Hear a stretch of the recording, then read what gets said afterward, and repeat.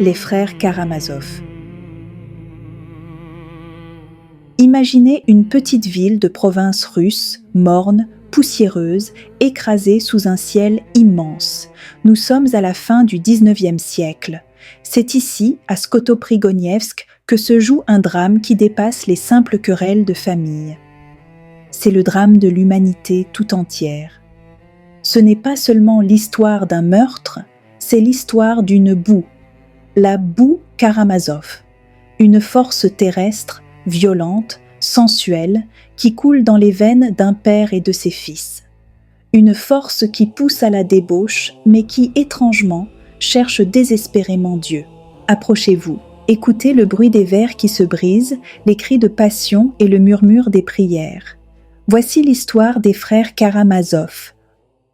Le récit. Le père bouffon. Au centre de ce tourbillon, il y a le père, Fyodor Pavlovitch Karamazov.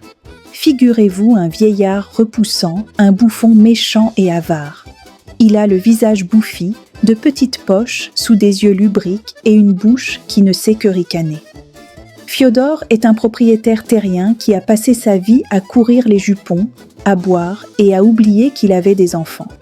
Il est l'incarnation du cynisme. Pour lui, rien n'est sacré, tout est permis tant que cela lui procure du plaisir. Il a 3 fils officiels et un 4e qui vit dans l'ombre.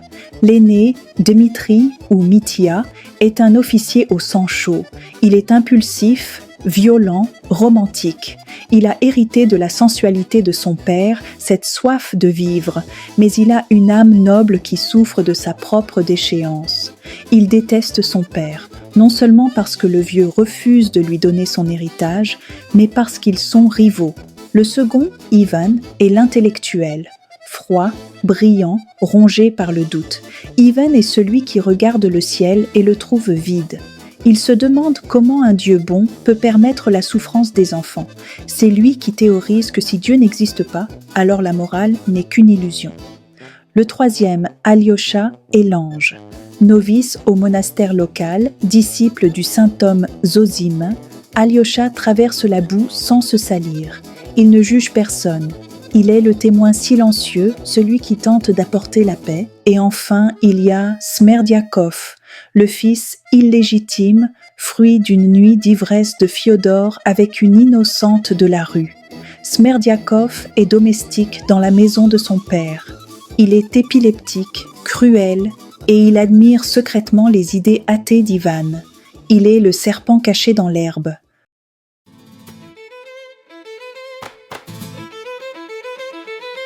Le triangle infernal. L'histoire se noue autour d'une femme, Groutchenka. Elle est belle, fière, une créature infernale aux yeux de la ville. Le vieux père, Fyodor, est fou d'elle. Il a même préparé une enveloppe contenant 3000 roubles cachée chez lui avec une inscription « Pour mon petit poulet Groutchenka, si elle vient ». Mais Dmitri, le fils aîné, est aussi éperdument amoureux de Groutchenka. Il est prêt à tout pour elle, même à tuer son père pour récupérer l'argent qui lui est dû et s'enfuir avec elle. La tension est insoutenable. Dmitri rôde autour de la maison, menaçant, hurlant. Tout le monde dans la ville s'attend au pire. On entend Dmitri crier dans les tavernes « Je le tuerai ». Pourtant, au milieu de ce chaos, il y a des moments de grâce. Alyosha tente de faire le lien. Il assiste aux derniers instants de son maître, le starets Zosime. Zosime enseigne que chacun est coupable pour tous et pour tout. Une idée folle, n'est-ce pas? L'idée que nous sommes tous responsables des péchés des autres.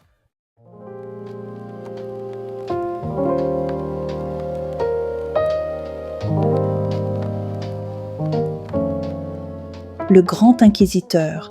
Avant que le sang ne coule, il y a un duel d'esprits vertigineux entre Ivan et Alyosha. Dans une taverne bruyante, Ivan raconte à son frère un poème qu'il a imaginé, le grand inquisiteur. Imaginez le Christ revenant sur terre à Séville pendant l'Inquisition espagnole. Il fait des miracles, la foule le reconnaît. Mais le grand inquisiteur, un cardinal de 90 ans, le fait arrêter.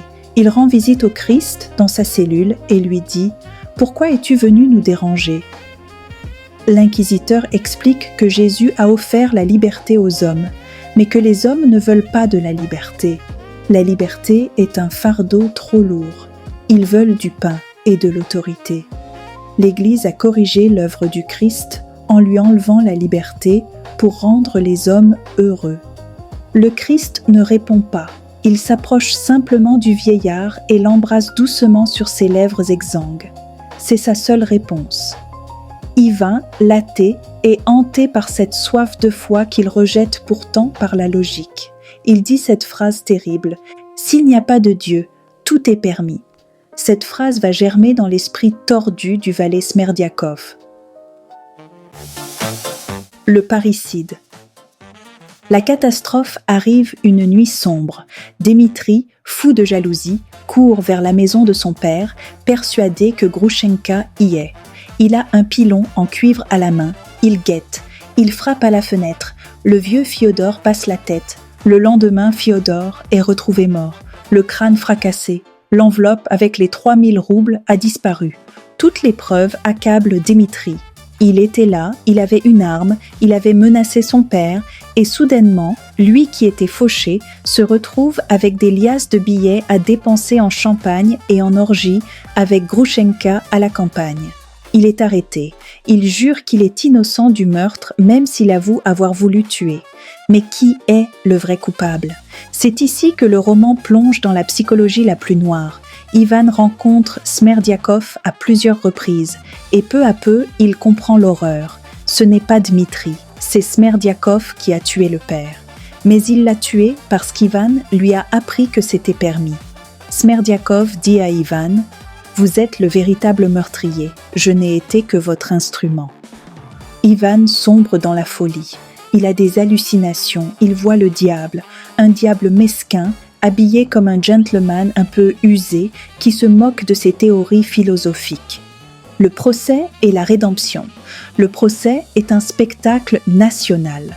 L'avocat de la défense et le procureur s'affrontent dans des joutes oratoires brillantes. On dissèque la nature russe, capable des plus grands abîmes comme des plus hautes cimes. Smerdiakov se pend le jour du procès, emportant sa culpabilité dans la tombe. Ivan tente d'avouer à la cour qu'il est le coupable moral, mais il est pris d'une crise de délire. Personne ne le croit. Dmitri est condamné. Il est innocent du crime, mais il accepte la sentence. Pourquoi ? Parce qu'il a compris qu'il voulait la mort de son père. Il accepte de souffrir pour se purifier, pour racheter cette haine qu'il portait en lui.